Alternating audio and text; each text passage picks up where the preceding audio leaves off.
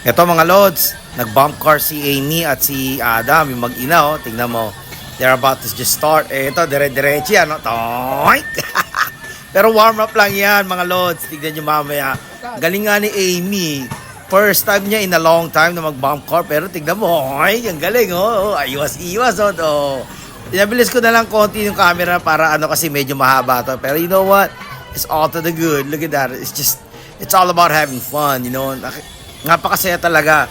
Just to even see yung mag-ina ko na, you know, seeing that smile, all that other stuff, you know, and nakita mo saya-saya nila. Ayan, oh, tignan mo, iwas-iwas lang, oh. Galing nga eh.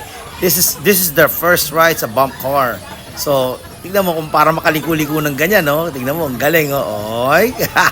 Iwas-iwas lang. Ganun lang naman eh. Kasi, wag ka dapat pupunta sa gitna. Kasi pag pumunta ka sa gitna, maipit ka. Ikaw, kawawa.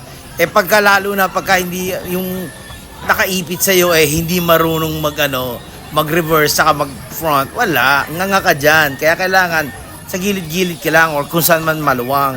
So, yun, ito, sinusundan ko lang sila ng camera para, alam mo na, this is gonna be a lifetime memory for Adam and Mommy, you know, so kaya kailangan ito, sunod-sunod lang tayo. But as far as me, I'm having fun.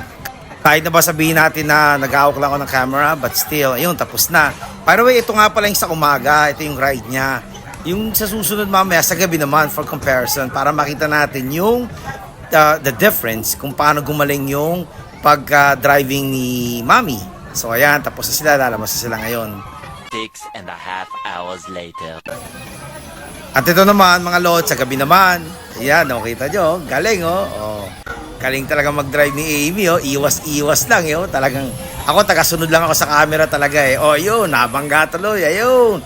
Ito nga pala, by the way, dito, marami na sila dito eh. Ang dami na nilang sila, Tita Glenn, sila Tita Ruth, si Ellie. Dito yata kasama ni Ellie si Adam if I'm not mistaken.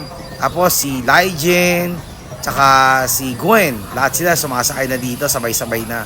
Kasi alam nyo, Lods, walang pila talaga. So anyways, it's all about having fun, and they're having fun, and me too.